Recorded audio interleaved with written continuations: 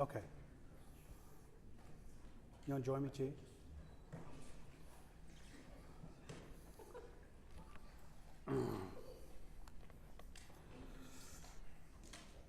Oh, here's fine.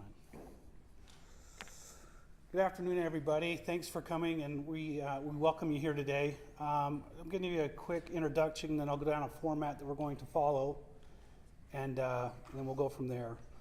My name is Brian William. I'm the Chief of the Lone Peak Police Department. Cameron Paul, the Chief of the American Fork Police Department. We have Chief Brian Patton here in the room with us as well, with the Lone Peak Fire Department. Seated up here behind these tables here is Officer Austin Williams with the Lone Peak Police Department, Officer Dakota Kinzer with the Lone Peak Police Department, Officer Zach Goodell with American Fork Police Department, and Officer McKay Valdez with American Fork Police Department, as well as Landon Waldvogel. Did I get that right, Landon? Okay. Landon is a resident of Highland. Another individual that's involved that's not with us today that played a key role, and we're going to dismiss him today because he's in training, is Officer Jordan McComey with the American Fork Police Department. I'm going to read a brief statement. I'm going to give you a family statement as well of the young man that was involved in this incident. After that, we're going to open it up to a panel discussion, and you guys are allowed to ask questions of the officers. I did tell them if they're not comfortable answering those questions, they don't have to. I'll try and fill in the blanks if that's possible. But please respect their thoughts and feelings as we've worked through this incident. So after that, we'll just adjourn. So here in Highland, on August 8th, 2024, just after midnight, Officer Williams with the Lone Peak Police Department had just checked off duty and was starting his drive home. He turned east on Canal Boulevard from the Alpine Highway. As he was driving, he noticed a westbound vehicle approaching him in excess of 60 miles an hour in a 30-mile-an-hour zone, with the vehicle's speed steadily increasing. Officer Williams activated his emergency lights prior to the vehicle passing him and made a U-turn in an effort to conduct a traffic stop. The vehicle and driver disappeared from view as it proceeded through a red traffic signal at the Alpine Highway. In an attempt to locate the vehicle, Officer Williams approached the Alpine Highway and proceeds through the intersection with his overhead lights still active. After rounding the corner, Officer Williams saw the vehicle on the south side of Canal Boulevard. The vehicle had hit a tree in Windsor Meadow Park and had caught fire. Officer Williams' dash cams captured the following events. Officer Williams can be seen approaching the burning car and attempting to open the driver's side door. He immediately breaks the window, allowing the juvenile driver to get much needed air. The driver of the car was conscious and yelling for Officer Williams to help him. The impact with the tree at such a high speed had destroyed the vehicle, bending the frame, making it impossible for Officer Williams to open the door. At this realization, he attempts to pull the driver out of the window by its arms. However, the dash, seat, and door had collapsed around the driver on impact, trapping him in the vehicle. After multiple attempts to free him from the fire, Officer Williams, the fire becomes too intense, and Officer Williams continues tries to continue to rescue, but must retreat until further helps arrives due to the heat of the fire.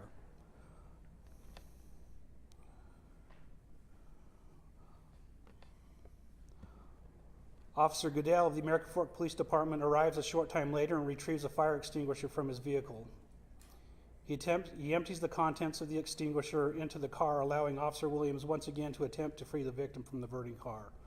Officer McComey with the American Fork Police Department then arrives and empties his fire extinguisher into the vehicle, buying precious seconds and allowing the officers to devise and try alternate methods to free the driver.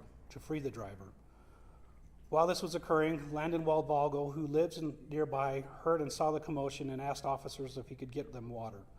Landon can be seen in the video retreating to the home and returning several times with 5-gallon buckets of water to help suppress the fire.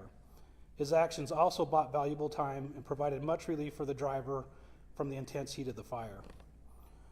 Knowing that the fire extinguishers and water buckets had only suppressed the fire, Officer Goodell retrieves a tow rope from his patrol car and hands it to Officer Williams to attach to the driver's door. This he did in hopes to pull the door open with his vehicle. As Officer Goodell is moving his patrol vehicle into position to pull the car door open, Officers Williams, Kinzer, and McComey were able to open the mangled door with a tow rope. Officers Kinzer and Williams then removed the juvenile from the vehicle and away from the burning car. The officers at this point transitioned from driver rescue to patient care, and they began to pour cold water on the driver from buckets delivered by Mr. Walvago and Officer Valdez. Doing so allowed the patient's skin to be cool. It was clear to these officers he had been badly burned, and when asked where he needed it the most, the juvenile directed officers where to pour the water.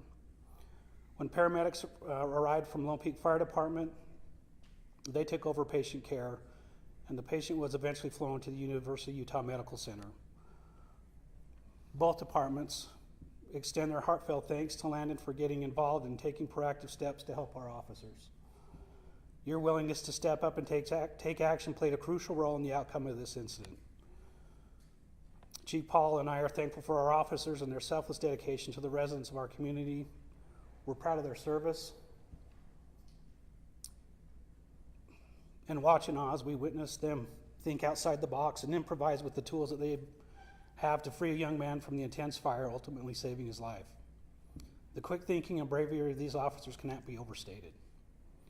I know myself, Chief Paul, and Patton are grateful for our mayors, city councils, and residents of the community for the service that for communities we serve and for their unwavering commitment to our officers and department.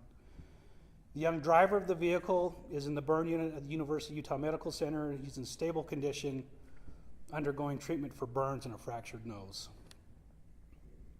I'll now read a statement from the family who wish to participate in this way.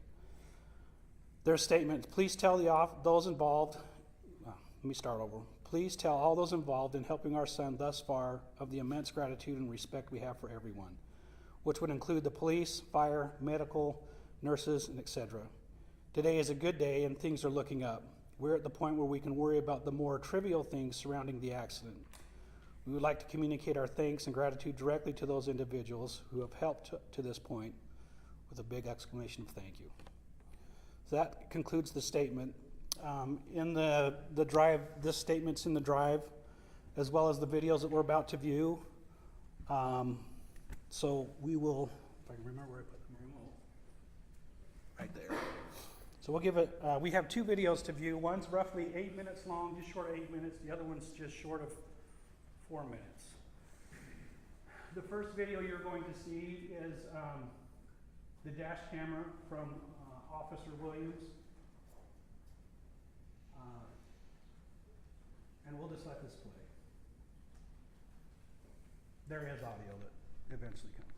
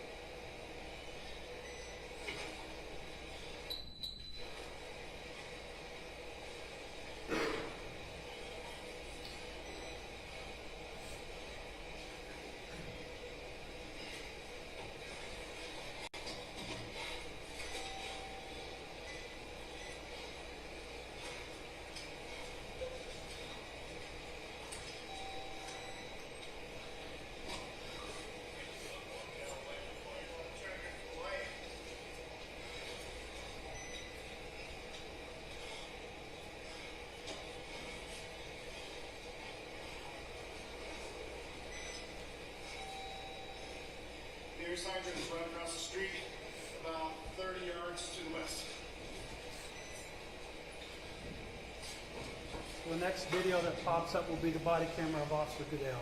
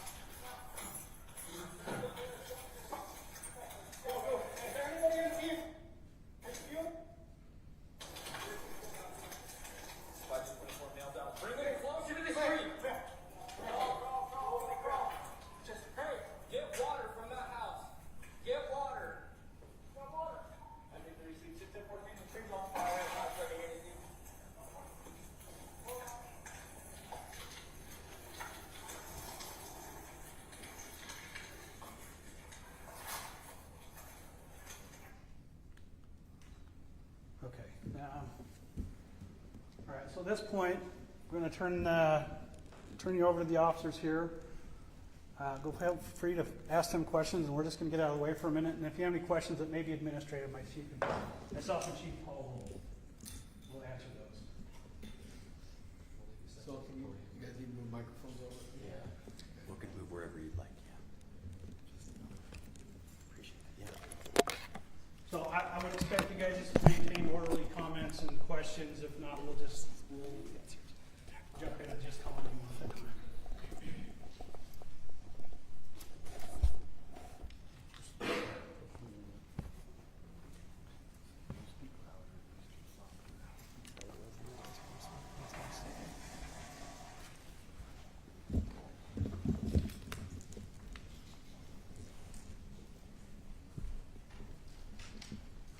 Who wants to start? Let's wait till they're ready. Okay. That's good. Please, let's start. Two questions. One, will police pursue charges still after this incident? And then the second one is just tell me about your experience, thoughts, feelings, saving this juvenile in this car. And that looks like a harrowing experience. Just talk about that a little bit. So let me answer the first question. Right now, we've talked about charges and what those might entail. Right now, we're focusing on recovery of the juvenile and focusing on our officers' mental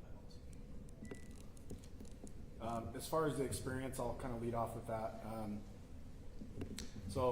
Initially, when I arrived and the car was on fire, when you're in work mode, you're basically just regurgitating training that you've taken, and you kind of go into this different frame of mind.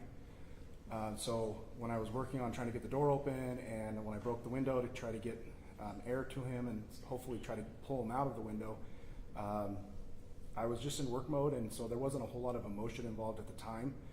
At one point, however, there was a period where the fire got so intense that I couldn't stay physically next to the window of the door, so I had to back up. And at that point, until I waited for American Fork officers to arrive, I had to sit there and watch this young man basically being burned and screaming for help. And that was, I think, the toughest thing to experience emotionally, was to watch anybody go through something like that. And as you can well imagine, when Officer Goodale showed up, he was the first one to show up with an extinguisher, and the boy was still alive.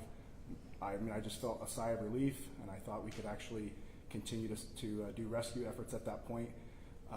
And so when we actually removed him from the vehicle, it was a very elating feeling, and it wasn't like a heroic, like I'm so proud of myself moment. It was just so happy to see someone who was in so much pain to be free from that. And so it was very rewarding in that aspect. So Yeah, follow up on that. I mean, how hard was that to pull away? Because in the video, it looked like it was maybe a minute or less to when backup arrived, but it must have felt like hours for you. it was a long time, and I don't even remember hearing the sirens approaching until they were probably like within 20 or 30 yards. I think I had some auditory exclusion possibly going on, but it seemed like a long time, and it's something that you see on movies, but you never see in real life. And again, not having anything to do. I mean, it was everything I wanted to do. And I don't know if you noticed in the video, there was a point where he was being burned by the flames.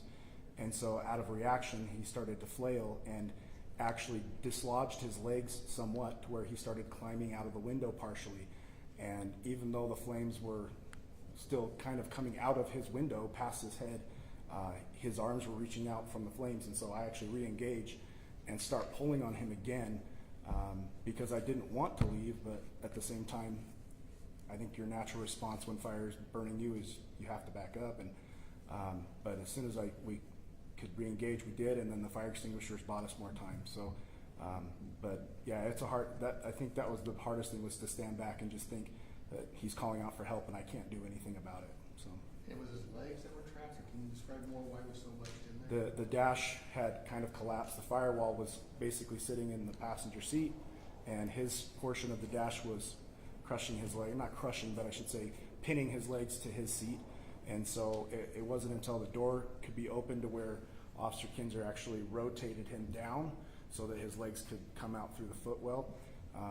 But that was what was preventing him from being pulled out of the car. And you guys got the rope, and it looked like before you were able to hook it up to the car, you were able to get the door open. Is that correct? What do you want to explain? Yep. Yeah, so basically, I arrived pretty late after everybody else, but running up there, I didn't know what the plan was with the rope, so I just saw him hooking it up to it, so I just grabbed onto it, and then a couple of us followed suit and gave it a good yank, and the door actually just popped open, so that's when we were able to dive in there and actually get him out of the vehicle. Landon, how old are you? I'm 21. 21. And you were in your backyard or walking around, or what did you see? No, so I was over at my girlfriend's house, and we were just in the main room, and we just kind of heard it all happen, and I came coming out, and just kind of saw everything, but I was in bare feet, and I couldn't get too close, just because of all the glass on the floor. And so I was kind of like, what do I do? So I asked the officer, like, what can I do to help? And he told me to grab some water. So I just ran inside and started to find a bucket and just start assisting as much as I can. And so how long of a run is that back and forth, and how many trips do you make? It's about, I don't know, probably 30, 50 yards, and I probably did about 7 passes. What was going through your head when you saw all that? Honestly, I just kind of threw emotion to the side and was just trying to help as much as I could, because obviously, like, if I was in that position, I would want as much help for anyone that I could get. So just trying to assist as much as I could. It looked like a total time you arrived, Officer Williams, to when you got him out? About 3 minutes or 4 minutes? 5 minutes and 15 seconds roughly.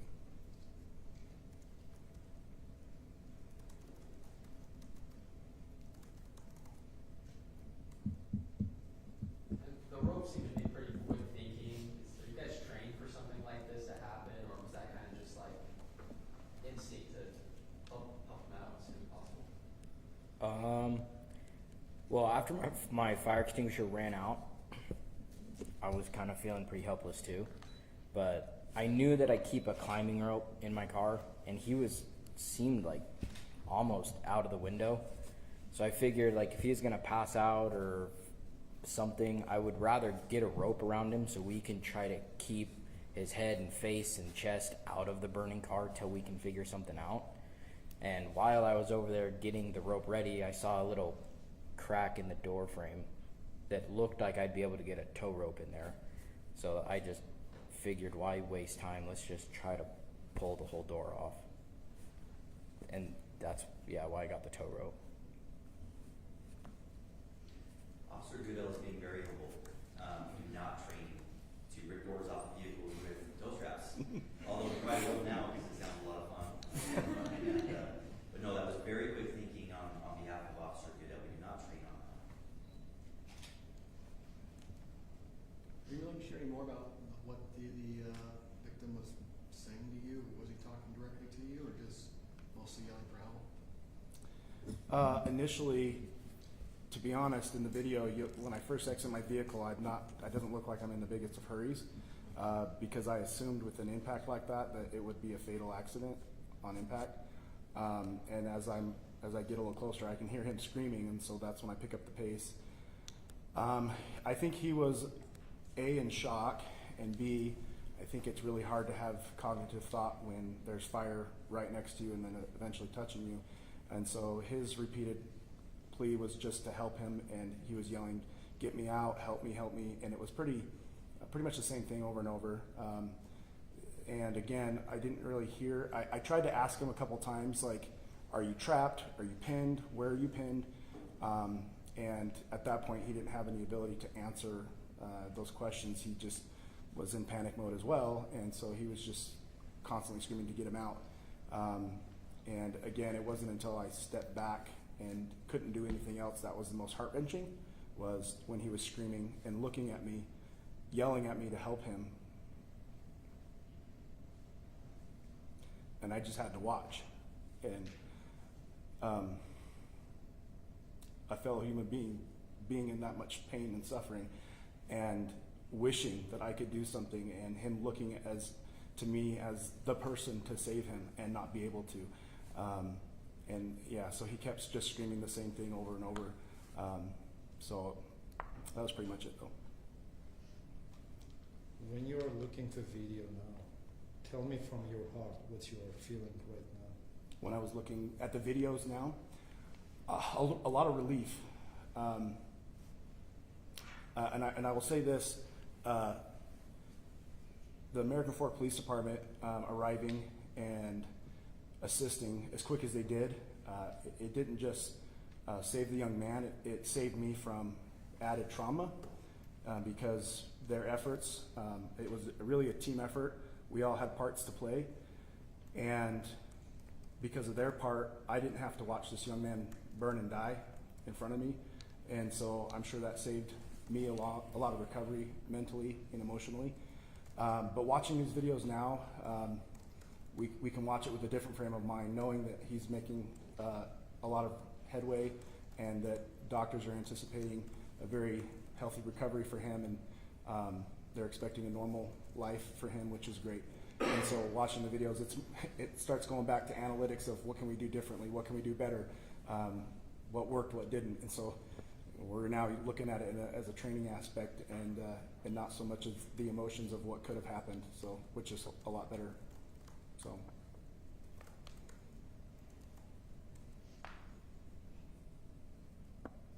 Were drugs or alcohol related? That's unknown because we didn't request testing at that time. Again, once the accident happened and the severeness of the injuries, we went to life-saving role, And I think any kind of law enforcement initially was put on the back burner, and our focus was put on just getting him the help he needed. And so no testing was done at the time. I don't know if anything has been done by the hospital, but nothing from our end. Can you, or Chief, can you talk about the extent of injuries, like percentage of burns over what part of his body and all that?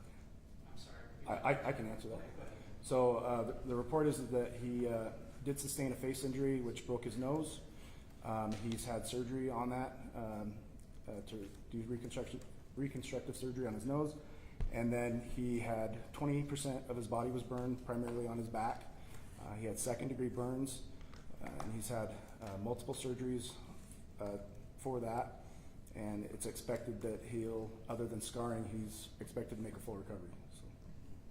So the fire's burning in the rear mostly? Is that where the source of it was, or is it all? Initially, it was the passenger side. So the firewall, with it being caved in on the passenger side, exposing the whole passenger front seat, the firewall was kind of a little bit wrapped around him. So the fire started along the entire front and rear passenger side, and then as the fire grew, it slowly came over to him. I think that could have happened when it hit the roof, or just from the material transferring it. So it's like wrapping around the car, I guess? Yeah, so it was almost all on the passenger side, and then it slowly crept over to the driver's side. So, which initially, the concern would be smoke inhalation, being trapped in the vehicle without fresh air. So getting the window broken, giving him oxygen, bought time, but then eventually the fire made its way over to his side of the car, and then we had a different battle to fight, and so. Any